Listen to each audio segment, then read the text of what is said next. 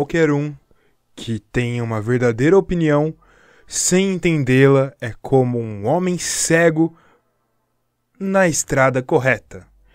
E com essa frase de Platão, começamos aqui mais um episódio do podcast do Buzzer Beater, o seu podcast semanal sobre NBA e basquete em geral. E continuando a nossa temática das últimas semanas, vamos continuar premiando os grandes destaques da NBA nessa temporada 2018-2019. E eu não tô sozinho, eu tô com ele, o homem, o mito, a lenda, Felipe Hagihara. Tudo bom, Felipe? Caramba, eu tô valorizado aí no conceito, hein? O mito, a lenda, eu acho que eu nunca cheguei nesse status em qualquer coisa que eu fiz na vida. Bom, chegou na podosfera basqueteira mundial. Ô, louco. Eu vou colocar isso no meu currículo, Heitor.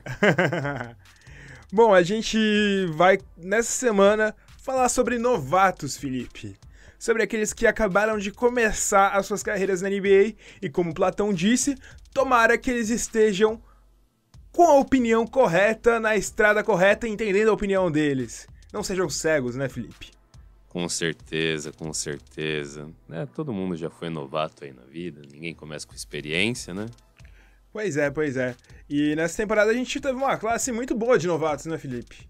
E isso, era uma classe muito aguardada, né?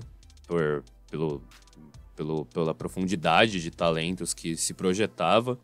Mas eu acho que ela chegou até a superar as nossas expectativas, porque os caras que a gente já sabia que eram bons demonstraram bons desempenhos, e caras que a gente nem imaginava se mostraram valiosos, né? Exatamente, Felipe. Porque a gente teve muitos jogadores que tiveram impacto imediato na liga, né? Pode ser que eles não sejam titulares, principais estrelas da equipe, mas eles vêm jogando muito bem, né, Felipe? Sim, com certeza. Tipo, essa molecada encontrou um lugar já em seus times, né? E também tem muito espaço para crescimento e amadurecimento nas próximas temporadas. Com certeza absoluta, Felipe. Mas chega de churumelas e vamos começar a falar dos rookies. A gente vai começar o programa, a gente vai dividir o programa em duas partes. Uma mais extensa, a gente vai falar dos Rookie Teams, e dentro dos Rookie Teams a gente vai eleger o primeiro e o segundo, só que em ordem inversa, começando pelo segundo, indo pro primeiro. E depois a gente vai colocar os 3 melhores rookies da temporada e eleger o rookie do ano. É uma grande responsabilidade, né, Felipe? É uma grande responsabilidade, até porque a gente sabe que tudo que a gente fala nesse sentido de eleger alguém sempre pode gerar discussão, sempre pode gerar discordância e também, muito bem, alguns xingamentos aí, né?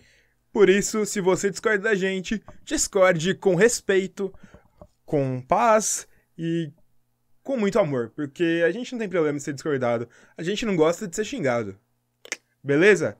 Bom, Felipe, vamos começar aqui com o nosso All-Rookie Second Team.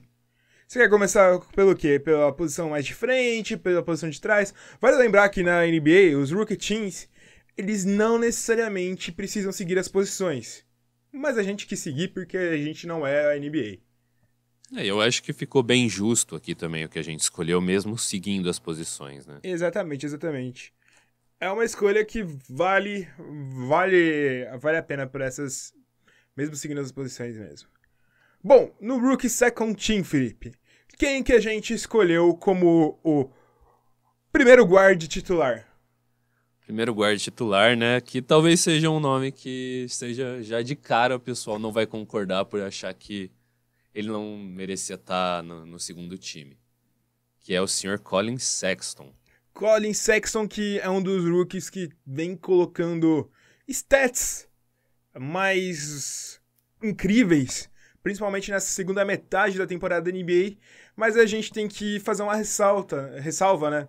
Pra ele estar na nosso segundo time, é que ele demorou muito pra começar a mostrar esses stats num time que é muito ruim e não tinha um outro guard competindo com ele. E ele é um cara que consegue imprimir esses stats nesse time que é muito ruim, né? Que ele tem a bola na mão, ele pode fazer o que ele quiser. Os stats ficam um pouco inflados nessas situações, né, Felipe? Sim, sim, com certeza. É um argumento que a gente já usou até no caso do podcast passado, falando sobre os MIPs, né? Os Sim. Most Improved Players. É algo que a gente já falou também, até quando a gente também convido vocês aí a ouvirem o nosso podcast sobre sobre o nosso redraft que a gente fez aí da temporada. Mas é justamente isso, e o Colin Sexton pra mim tem um adendo que eu acho bem importante, que assim, pra mim, ele não teve uma evolução significativa entre a temporada dele de college e a temporada de NBA.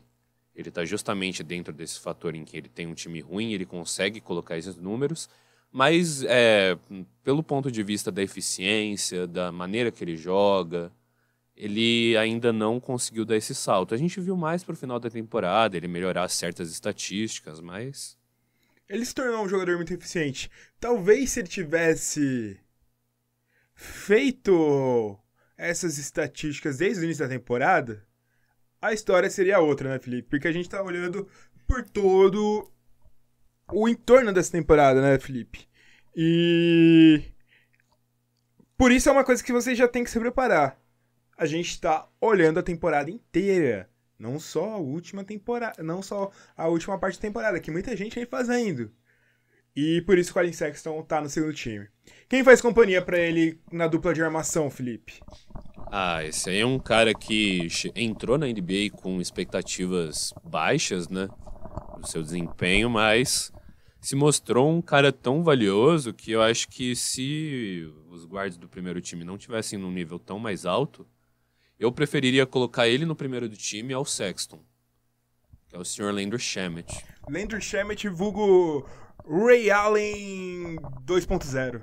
É, o novo J.J. Redick aí do Clippers, né? Exatamente, é um cara que tem um gatilho muito bom, ele é muito efetivo naquilo que se propõe a fazer, ele não prejudica o time defensivamente quando não tá com a bola, quando tá com a bola ele arremessa muito bem, ele tem tudo para evoluir nos próximos anos, e além do que, ele chama atenção por não ter sido uma escolha tão badalada, né, Felipe? Com certeza, com certeza. E assim, ele jogou nessa temporada em 2 times. Nos 2 times ele foi igualmente impressionante, eficiente. Eu acho que isso é algo que vai adicionar ainda mais valor a ele pra gente olhar pra esse Clippers agora que tá num momento diferente. Que por mais que tenha aí seus playoffs garantidos, o Clippers já não tem mais uma estrela super consolidada. E aí esse trabalho coletivo eu acho que vai ajudar uma figura como o Shamet a desenvolver o basquete dele. Exatamente, exatamente. Por isso ele entra nessa posição entre os. Ele tá entre os 4 melhores guards dessa classe de rookie. Bom, vamos seguindo. E agora a gente entra nas posições de forwards, né, Felipe? Exatamente, exatamente. Quem que é o primeiro forward que a gente coloca na nossa lista, Felipe? Vamos pelo small forward aí, um cara que entrou no seu... Foi um dos 2 europeus aí que entrou pelo draft no seu time, né? Foram 2? No meu time? Ah, não no meu time, no time desse cara. É, exatamente. É o senhor Rodion Kurucs aí, que ele foi o europeu do time dele, o europeu que entrou pelo draft aí, menos badalado, né? Eu acho que foi um dos europeus menos badalados da NBA nesse ano, né? Sim, sim. E muita gente, no caso do Brooklyn Nets, esperando mais do Musa nessa primeira temporada. E quem casou muito bem com o time foi o Kurucs, né?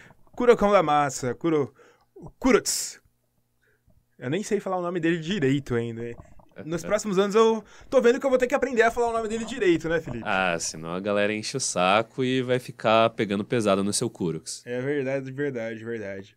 O Kurucs, ele acabou terminando a temporada disputando alguns jogos como titular e ele acabou não fazendo tantos números tão, assim, absurdos, mas ele é muito bom. Ele teve jogos de mais de 20 pontos, ele teve alguns jogos de duplo-duplo, e sempre contribuindo para um time que chegou aos playoffs, né, Felipe? Isso que é outra coisa que é bem interessante, né?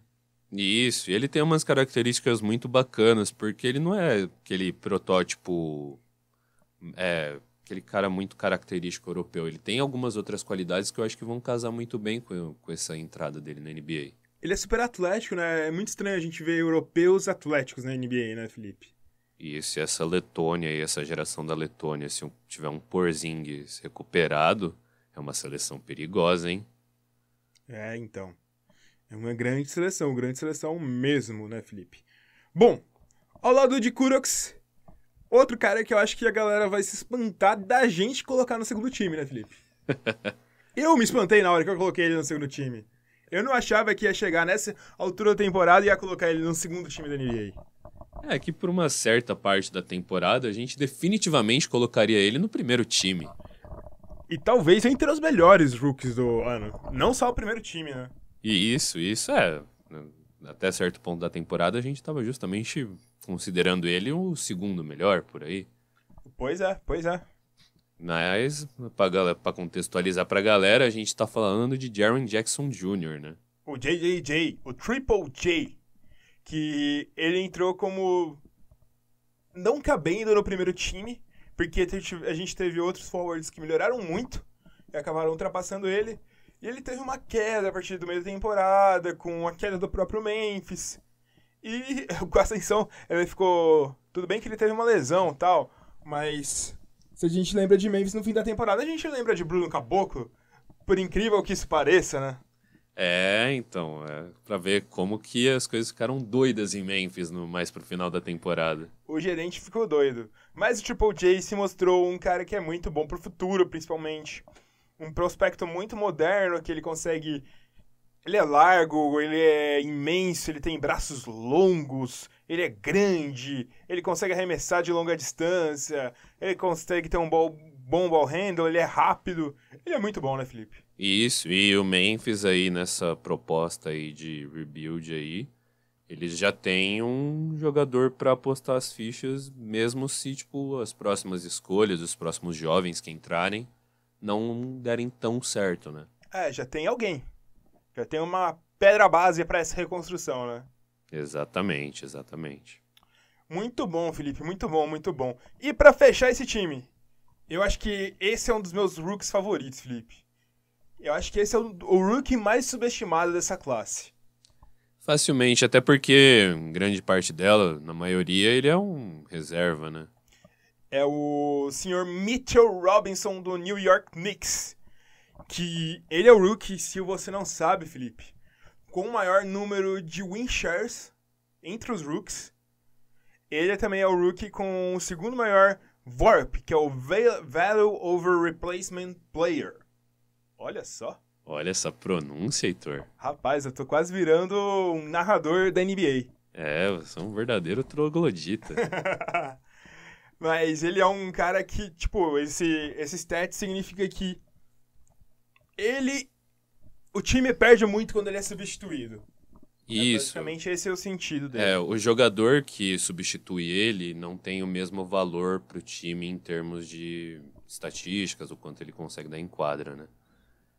O Mitchell Robinson, fenomenal nessa temporada. O que ele tá fazendo com essa quantidade de minutos limitada dele na maior parte da temporada, impressionante. Ele é uma máquina defensiva, uma máquina. Ele é muito móvel pro tamanho dele. E se a gente ainda coloca esse valor histórico de que ele não jogou no college, é absurdo o que ele tá jogando. Vale ressaltar que os scouts do high school estavam certos em colocar ele como um dos melhores prospectos saindo do high school, né? Exatamente. Ele vai ser um cara muito assustador e acho que é um dos jogadores que a gente tem mais medo do New York Knicks desperdiçar. Se eu fosse torcedor do Knicks, eu ia torcer pra eles se manterem. Mas, Felipe, a gente fechou o nosso second team, né? A gente tem um second team muito bom, né, Felipe? Dá um gasto. Dá um gasto. Dá um trabalho.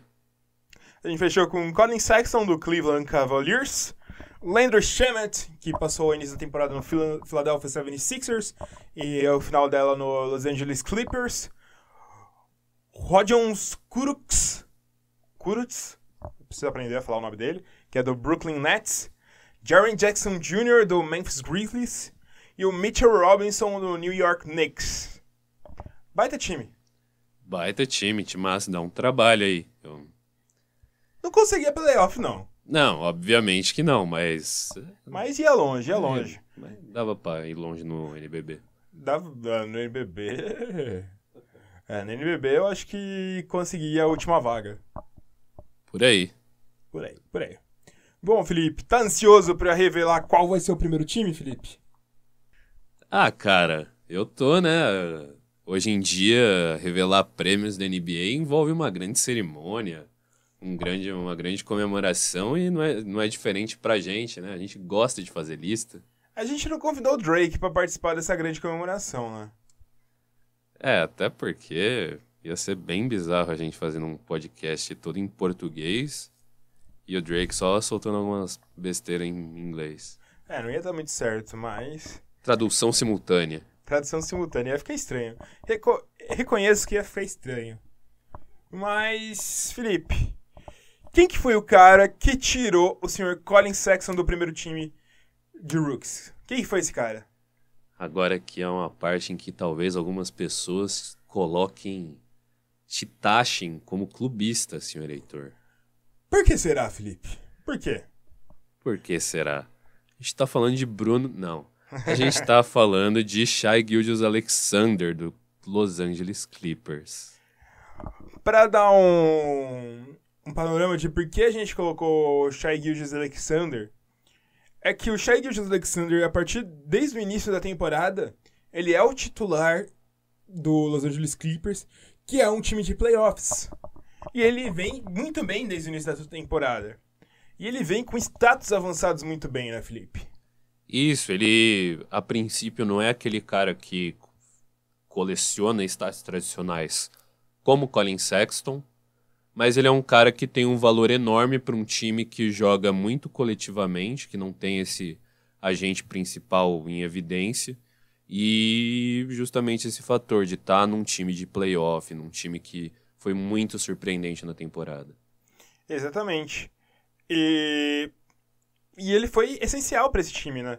Porque durante muitos jogos ele fazia o casamento perfeito com o Pat Beverly.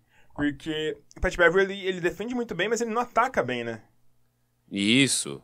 E lembrando também que esse Clippers não teve das agendas mais fáceis, né? Porque é uma conferência, uma divisão difícil que eles estão. É uma conferência muito complicada. E mesmo assim, tipo, esse moleque conseguiu deixar o time ainda num patamar competitivo. Exatamente. Muito bom. Eu acho que vai ter muita gente que vai discordar da gente, porque o Colin Sexton é um tipo de jogador que chama muita atenção, né? Por causa desses stats maravilhosos e tal. Então, eu acho que vai ter muita gente que vai discordar da gente, Felipe. Isso, e também ele teve uma grande crescente, assim, pro final da temporada, né? E isso acaba seduzindo bastante as pessoas. Mas, a gente deixa claro, se você discordar da gente, não tem problema. Acontece, né? A gente tá na democracia pra isso. Quer discordar da gente? Vai lá. Comenta por que você discorda e tal. Não tem problema, né? Manda um telegrama. Manda um pombo correio. Cartão postal. Faz o que você quiser. Só não xinga a gente. Porque a gente não gosta de ser xingado. E ao lado do Shai Gilgeous-Alexander, que tem um dos melhores nomes da NBA, quem que é o companheiro dele, Felipe? Eu acho que aqui a gente tem uma série de nomes que não se dá pra recusar, não se dá pra negar, e esse é um dos principais, né? Exatamente. Eu acho que esse é uma mata, né? Esse aí não tem nem o que a gente falar, né, Felipe? Não tem ninguém tá com dúvida nesse momento, Heitor, que é o Sr. Trae Young, que acertou muito na temporada, acertou muito. Começou muito mal, vale reconhecer. A gente tem que falar isso, né, cara? A gente achou que Trae Young tinha muita cara de bust. Inclusive antes dele entrar na NBA. Sim. No início ele começou um pouco mais ou menos bem. A gente pensou, não, ele não é tão bust assim, não. Mas aí ele piorou. A gente falou, não, ele é bust sim. Mas aí ele acertou e a gente viu, porra, estavam falando merda. Trae Young é realmente muito bom. Ele é um jogadorzaço. Tem muito futuro aí. E é um dos melhores guards que apareceram em muitos drafts, né, Felipe? Isso. Ainda mais nesse movimento mais recente que a gente vê de prioridade para jogadores com certas características, né? Que eles querem esses caras maiores, mais altos, mais versáteis na marcação, tudo. E aí a gente tem o Trae Young, que é um modelo ainda um pouco da última leva que se procurava, né? Quando se queria achar aquele segundo Stephen Curry e tudo. Sim, Acho que até por isso criou-se um peso, né? De sim, bust em cima dele. Mas ele acertou muito, ele tá jogando muita bola. Ele acertou, ele casou muito bem naquela duplinha com o John Collins também. sim, sim, sim. Eu acho que ele não tem características tão similares assim do Stephen Curry quanto a gente imaginava. Talvez ele tenha uma característica mais similar a um Chris Paul da vida, sem a defesa do Chris Paul, o Chris Paul no ataque, talvez. Ou um Kemba Walker, não sei. Mas ele é realmente muito bom, né, Felipe? Não, ele é muito bom, muito bom. A gente tá vendo também uma face dele. Tudo bem que nesse final de temporada, principalmente quando se enfrenta certos times que eles já estão com a cabeça nos playoffs, é mais fácil você conseguir resultados expressivos, números grandes em cima desses times, né? Que nem foi como contra o Milwaukee Bucks. Milwaukee Bucks C. Mas ainda assim, é impressionante esses jogos em que ele decidiu, que ele matou buzzer beater, game winner e chamou a responsa. E os números dele já estão melhorando, né, Felipe, também. Tem outra fita dessa, né? Isso, ele recuperou essa parte, recuperou essa confiança, né? Que eu acho que ele meio que tinha perdido parte dessa confiança já no final da reta da NCAA, que os números dele começaram a piorar vertiginosamente, né? Sim, sim, sim. Eu gosto bastante de Trae Young. Grande jogador, grande jogador. Grande jogador. Bom, Felipe. A gente... Vamos partir pros forwards? Claro. Quem que você acha que é o primeiro forward que a gente vai falar? Eu acho que esse é meio difícil de prever, né, Felipe? Ah, esse daí vai ser uma grande surpresa para todos. A gente nunca falou dele no canal, nos podcasts, no Twitter. Quem será, hein? O senhor Luka Doncic. O cara que é quase uma religião aqui pra gente, né? Ah, sim, acho que eu já perdi a conta das vezes que eu escutei Hallelujah. É verdade. Luka Doncic, que pra mim já é um dos melhores jogadores da NBA, é um dos jogadores favoritos meu da NBA, sem sombra de dúvidas. Facilmente. Ele entrou na NBA com experiência. Ele praticamente entrou na NBA já como um veterano, né? E mostrou isso desde o princípio. E mostrou isso contra a melhor competição do mundo. Ele já tinha mostrado contra a segunda melhor competição do mundo na Euroliga e também no Eurobasket. E agora tá mostrando a melhor competição do mundo, que ele é o cara, né, velho? Sim. E nessa segunda melhor competição do mundo, ele era o melhor jogador da segunda melhor competição do mundo. Vale ressaltar isso. Com 18 anos. Isso. Com títulos, com estatísticas, com liderança, com mídia. O Doncic, ele mereceu o hype que ele teve antes de entrar.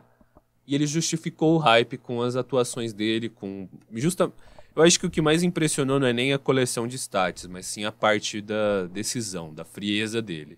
Exatamente. Bom, é muito bom, né? A gente não vai se alongar tanto no Doncic, porque a gente vai falar mais dele depois, né, Felipe? Claro, muita coisa.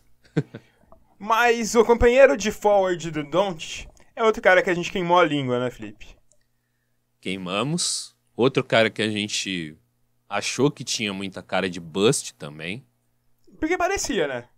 Parecia. Ele... Aqui também, colocando também as devidas ressalvas aí, ele entrou na liga muito cru na parte defensiva. E isso fez a gente ficar com muito pé atrás. E até na parte da ofensiva, ele tinha uma parte ofensiva meio estranha, né? Ele tinha uma parte ofensiva mais intuitiva do que treinada, técnica, cognitiva, né? Não parecia um jogador de NBA. Isso, parecia que ele estava agindo muito por atleticismo, instinto e por ter também uma qualidade por ter uma altura, por ter uma qualidade física mais avantajada, né? Mas é o senhor Marvin Bagley. Marvin Bagley que do meio pro fim da temporada, também da mesma forma que alguns desses caras, começou a jogar muito bem, cara. Muito bem, aplicar números interessantes, sair muito bem do banco, começou a destruir, né, Felipe?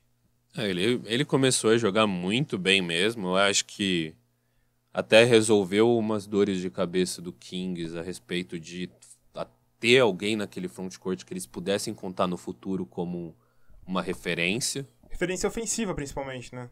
Isso. E eu acho assim que... Esqueci o que eu acho. É que a gente precisa falar que o Bagley, só pra trazer alguns números aqui pra você, Felipe, depois do All-Star, ele subiu de 13,3 pontos para 18,4 no pós-All-Star. De 6,9 rebotes para 9,2. O offensive rating dele subiu de 109 para 112. Ele é realmente muito bom, Felipe. Ele é muito bom. Eu acho que só é muito importante para um time como esse, por mais que eu acho que vai ficar meio claro que a proposta do Kings para o futuro é ser um time muito ofensivo, é ele desenvolver um pouquinho essa defesa, porque mesmo até hoje tá muito ruim. Você vê, tipo, a marcação dele é bem estranha. Ele pode acertar alguns tocos, alguma coisa assim e tal, mas evidentemente que isso é uma questão de calor, ou é uma questão de só uma crítica. é muito difícil esses calouros. Acho que o único que é bom na defesa dos 5 calouros que a gente vai falar é o Shai Gilgeous-Alexander. Os outros são ruins. Até o Doncic, que a gente ama, é ruim na defesa, né, Felipe? O Doncic não joga defesa de jeito nenhum. Acho que ele nem consegue voltar pra defesa rápido bastante pra parar uma jogada. Exatamente, Felipe, exatamente. Mas vamos chegando pra última colocação, última posição desse nosso Rookie Team, né? Esse é o nosso First All Rookie Team, que é a posição de center. Eu acho que esse também não é difícil de escolher, né? Não é difícil. E eu acho até que se o Mitchell Robinson jogasse como titular a temporada inteira... E com o mesmo número desse cara... E com a mesma... com a mesma minutagem, seria possível o Mitchell Robinson roubar a posição, mas a gente tem que trabalhar com a realidade, não com o si. De si, o inferno tá cheio, né, Felipe? Exatamente. Então a gente tá falando de DeAndre Ayton, do Phoenix Suns, que por mais que ele não tenha sido o nome mais falado aí dentre esses calouros, né, dos principais calouros, mesmo sendo a primeira pick, ele teve uma temporada impressionante. E eu acho que uma coisa que é bom a gente ressaltar, Felipe, é que pode parecer que a temporada do DeAndre Ayton, por causa de todos esses outros caras que surgiram, foi uma temporada decepcionante. Não foi, né, Felipe? Não, de forma alguma. Ele é outro cara que acho que cai no mesmo problema do Bagley, ele ainda precisa mostrar mais defesa. Ele é mais escancarado ainda, né? É mais escancarado até porque... Se esperava mais defesa dele. Esperava mais defesa dele. Mas, ainda assim, tipo, a parte ofensiva, a parte que ele demonstrou, também a coleção de estatísticas, a gente não pode ignorar um rookie com duplo-duplo. Pois é, rookie com duplo-duplo não é todo dia que a gente vê, né, Felipe? E não é um duplo-duplo qualquer, pô. É um 16, 10. É um baita duplo-duplo. É um baita, ele tá jogando muito bem. Eu acho que ele vai ser um foco importante desse desenvolvimento do Suns para as próximas temporadas. E eu só quero também pontuar que quando a gente fica falando de defesa sobre esses jogadores mais jovens, a gente não fala que ele é obrigado a desenvolver e que, tipo, esse tem que ser o único foco de... se ele não desenvolver isso, ele não vai ser um grande jogador. Mas eu acredito que não desenvolver isso, ele pode cair num patamar parecido com o que a gente avalia o Karl-Anthony Towns hoje, sabe? Já é um baita patamar, né? Vale ressaltar. É um baita patamar. É um monstro, só que o tanto que ele é nulo na defesa, o tanto que ele não tem esse fator completo, esse negócio de ser um jogador completo, coloca ele abaixo de grandes estrelas da liga. Com certeza, Felipe, com certeza. Fechamos os nossos rookie teams. Relembrando, second team, Sexton, Shamet, Kurucs, JJJ e Mitchell Robinson. E o All-Rookie First Team, que é o Shai Gilgeous-Alexander do Los Angeles Clippers, Trae Young do Atlanta Hawks, Luka Doncic do Dallas Mavericks, o Marvin Bagley, terceiro do Sacramento Kings, e o DeAndre Ayton do Phoenix Suns, Felipe. Esse time consegue playoffs? O primeiro time? O primeiro time eu apostaria. Eu apostaria que No leste. no leste consegue um 8 seed. Talvez. Dá pra conseguir, né, Felipe? Dá pra brigar. Dá pra brigar. Bom, Felipe, Só que não ia ter defesa. não ia ter defesa. Joga tudo nas costas do Shai. Shai vai ter que marcar todo mundo. Ia ser 150 pontos por jogo e 140 sofridos. Exatamente. Já estaria bom. O importante é vencer. Mas, Felipe, chegamos naquele ponto que eu acho que é o ponto mais importante desse episódio.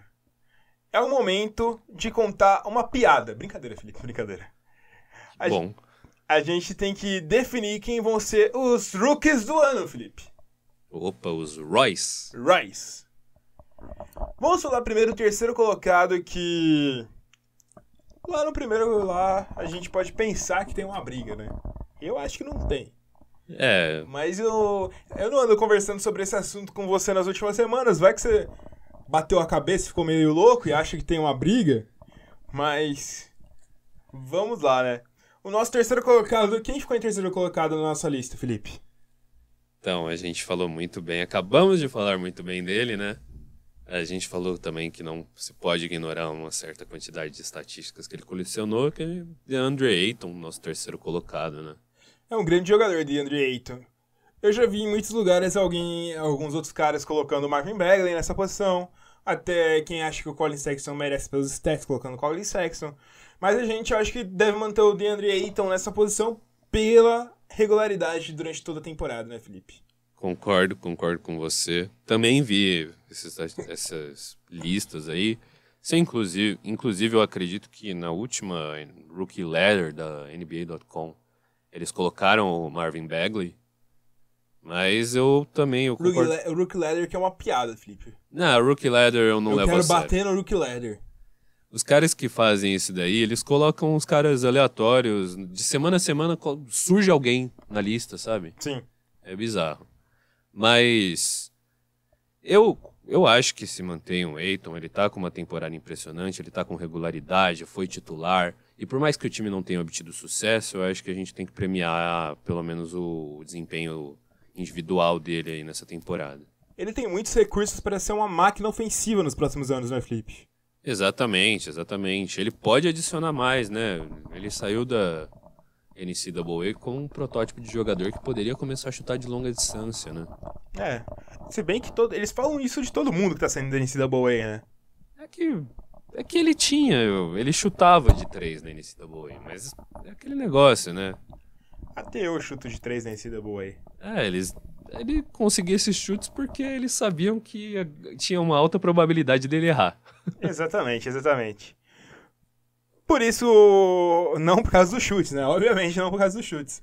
Mas por causa de toda essa regularidade, por causa de todas essas ferramentas que o DeAndre Ayton mostrou nessa temporada, ele fica nessa posição, né, Felipe? Isso. Uma das poucas coisas boas que o Suns mostrou nessa temporada, né? Sim, exatamente. E essa seleção da Bahamas, hein? Quem mais que tem na seleção da Bahamas? Não faz essa ideia, né? Não tem ninguém. Eu acho que tem as contas do Eduardo Cunha. Tem o Buddy Hield. Buddy Hield. Grande Buddy Hield. E aí, tem o Mip e tem um Roy nessa seleção. Grande seleção. Só falta um MVP. Só falta um resto de time, né? É, exatamente. Falta outros 3 caras pra jogar. Eles vão ter que fazer pegar a quadrinha ali do canto, 3 caras pra jogar na seleção da Bahamas. Bom, Felipe, agora a gente chega na disputa dos 2 primeiros lugares, né, Felipe? Agora tá complicado. Tá complicado caralho. Eu não vou falar. Já que eu sei que a gente concorda, Heitor, eu vou propor uma coisa. Eu sei que você tem em mente o seu jogador, tem em mente quem vai ser, já tá decidido sobre quem vai ser esse Rookie of the Year, que por sinal é o mesmo que o meu. Mas eu quero propor que a gente promova um pequeno debate aqui. Você defende esse cara, eu vou defender o outro. Então eu vou ter que defender o Trae Young? Bom, Felipe, a gente vai entregar o ouro assim. Eu acho que cada um de nós tem que falar um argumento defendendo cada um. Pode ser, pode ser. Por que você defenderia o Rookie do ano do Trae Young? Cara, eu acho que, primeiro que existe uma narrativa a favor do Trae Young, de entrar nesse aspecto do jogador com muitas dúvidas, que começou mal por sinal, e que gradativamente no decorrer da temporada demonstrou ser um dos melhores jogadores dessa classe, se não o melhor, nesse caso. E também, a gente adiciona também o fator de que, por mais que a gente não deva se iludir com o final de temporada, o final de temporada, os últimos jogos dele, o pós-All-Star dele, é impressionante. Quase fez 50 pontos, né, num jogo. Isso, e ele também adicionou, se eu não me engano, recentemente um 7º jogo de 30 pontos, 30 a mais e 10 mais assistências, né?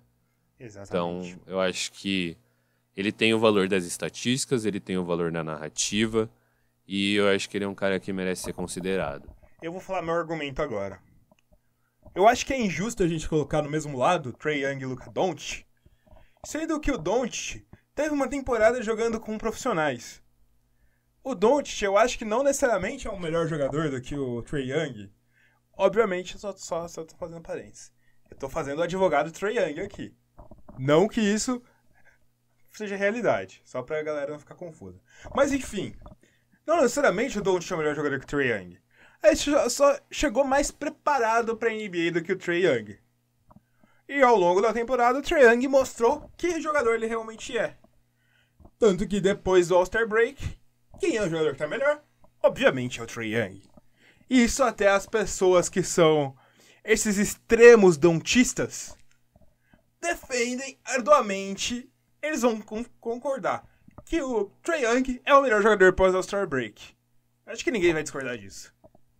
E com a piora do Doncic também no decorrer da temporada, surgiram também alguns argumentos de que ele estava em vários momentos colocando stats vazios, né? Isso mesmo, isso mesmo. Enquanto o Trae Young decide jogos. Tudo bem que ele joga contra o time C do Milwaukee Bucks, mas é o Milwaukee Bucks. Você tá falando de um time que briga lá embaixo contra um time que briga lá em cima e tá ganhando. Ele é um cara que faz 50 pontos em um jogo, ele é um cara que decide. Ele, vale lembrar que ele, em boa parte da temporada, ele tava com 18% de acerto da linha de 3. Teve mês que ele já passou dos 40%. Esse Trae Young da final da temporada é o real Trae Young. Por isso ele é o Rookie do ano, Felipe. Isso, e eu acho que ele teve um suporte também muito mais consistente do que o Doncic. Muitas vezes a gente viu o Doncic colocando grandes estatísticas, porque basicamente ele era o único jogador do time que poderia fazer isso. Já o Trae Young, ele tinha, por exemplo, um Colin Sexton fazendo um trabalho de 2 homens lá de pick and roll muito fodido. O John Collins. John Collins, exatamente. E também a gente tem um fator que eu acho que vale destacar, que ele reencontrou uma jogada que ele ama fazer, que é aquele floater dele. Que no começo da temporada não funcionava de maneira alguma. Ele não estava encontrando a distância, não estava conseguindo lidar também com o atleticismo e com a altura da NBA. E no decorrer disso, ele voltou a acertar esse tipo de chute. Exatamente, Felipe, exatamente. Enquanto isso, a gente encerrou a nossa defesa do Trae Young. Corta a cena. Agora a gente é advogado do Luka Doncic. Pode começar defendendo o seu cliente, Felipe. Então, a gente acabou de sair de um momento em que a gente estava todo fantasiado, com terno, seriamente, e a gente agora tá no momento buzzer beater. Não, mas a gente tem que ressaltar que se a gente falou do valor da consistência pro DeAndre Ayton, eu acho que esse mesmo argumento continua pro Doncic.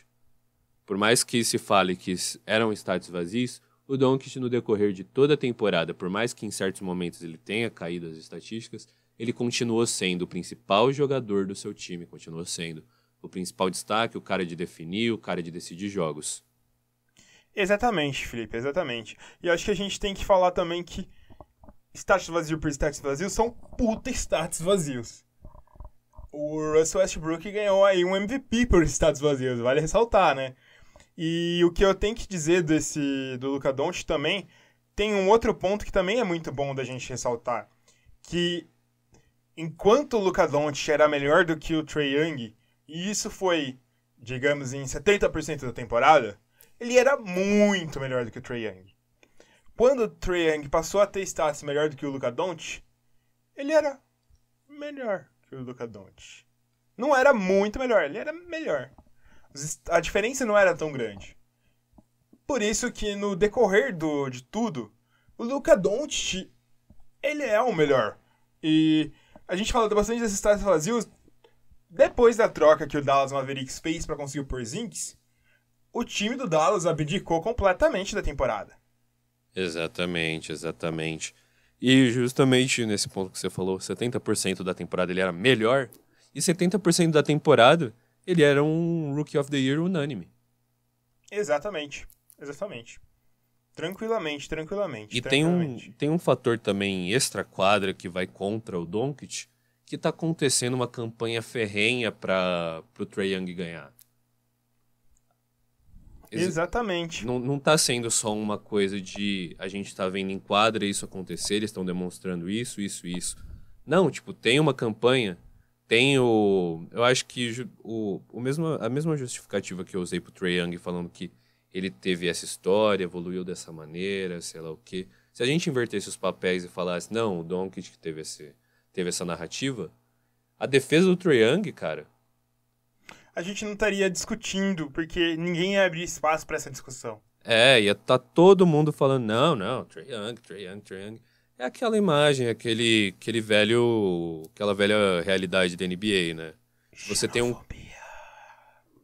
você tem um americanão lá com uma história de superação, que nem é uma grande história de superação na NBA, e aí os caras vão tentar vender essa história, e eu acho que, pelo amor de Deus.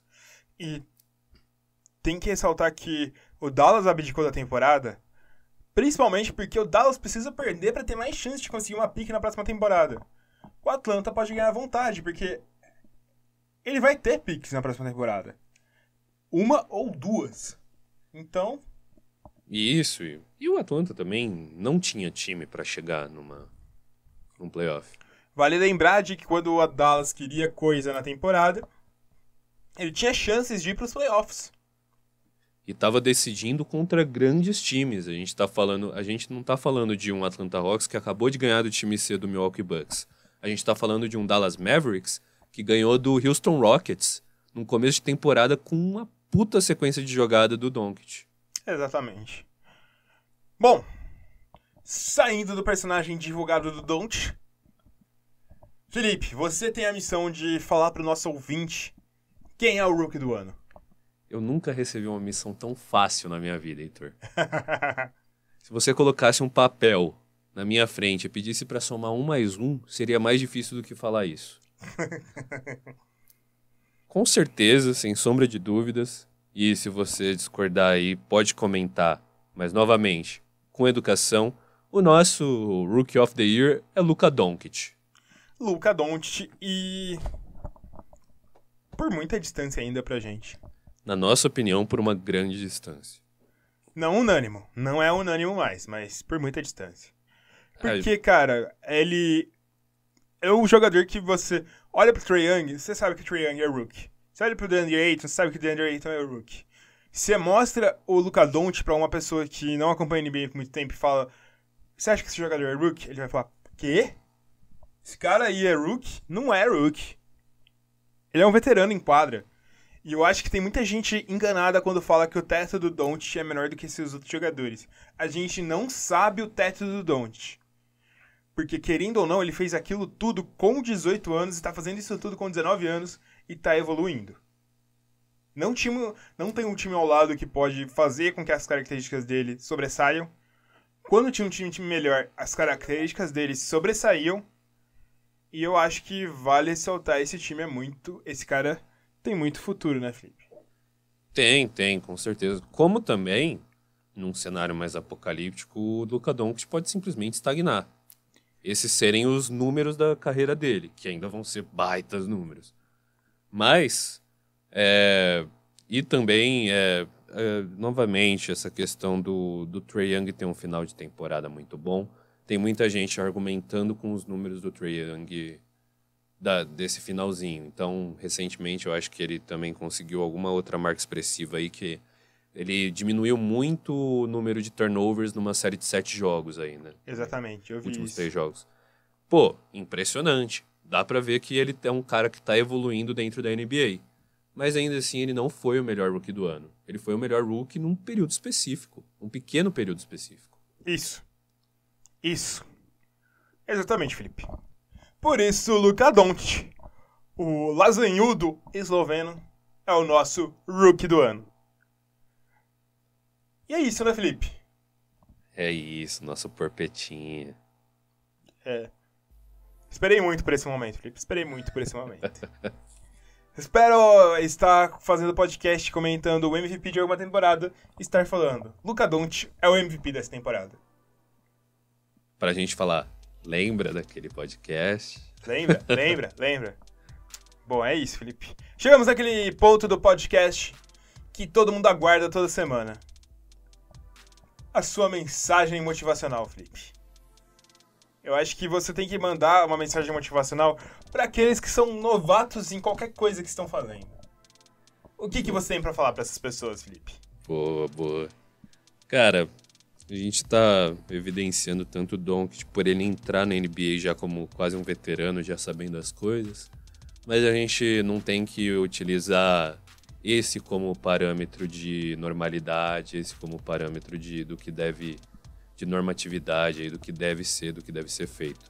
A gente tem que usar o exemplo dos outros caras, a gente tem que usar o exemplo dos caras que estão gradativamente aprendendo, evoluindo, sentindo o clima, sentindo o ambiente, porque é assim que acontece na vida num geral. Ninguém nasce sabendo, ninguém chega num lugar sabendo, ninguém inicia um processo de conhecimento, de educação sobre alguma coisa, sabendo sobre aquilo. Então é importante que a gente se abra para isso, para absorver todo esse conhecimento e principalmente, acho que o ponto mais importante do que eu vou falar é respeitar quem está ensinando a gente.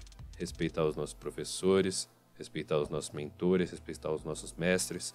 E se a gente tiver dúvida, se a gente achar que o que ele está falando não se alinha com a realidade, ao invés de ficar falando besteira, ficar caindo no campo de ideologia, pesquisar, abrir o debate, buscar ferramentas, buscar espaços, buscar meios de que isso possa ser uma conversa e que não vire uma diminuição da função daquela pessoa que está se propondo, tirando um tempo da vida dela para ensinar você. Então, é isso aí, galera. Belas palavras do Felipe. Encerramos aqui mais um episódio do podcast. Lembrando que se você está ouvindo a gente no YouTube, se inscreve no nosso canal e deixa o joinha aí. Se você está ouvindo a gente no Spotify, assina nosso canal no Spotify. Aí vai ficar muito mais fácil sempre que tiver um episódio novo. Vai lá no iTunes, no Apple Podcast, dá 5 estrelinhas pra gente e comenta lá, se inscreve no nosso canal, assina. Qualquer agregador de podcast, dá seu sinal. Pode ser um joinha, um coraçãozinho. E se inscreve, assina o nosso canal. E é isso. Segue a gente nas redes sociais, principalmente no Twitter. twitter.com/buzzer_beaterbr. E manda mensagem pra gente. A gente adora interagir com as pessoas. E é isso, galera. Tamo junto. Semana que vem a gente continua com os nossos prêmios. É nóis. A gente se vê por aí. Falou!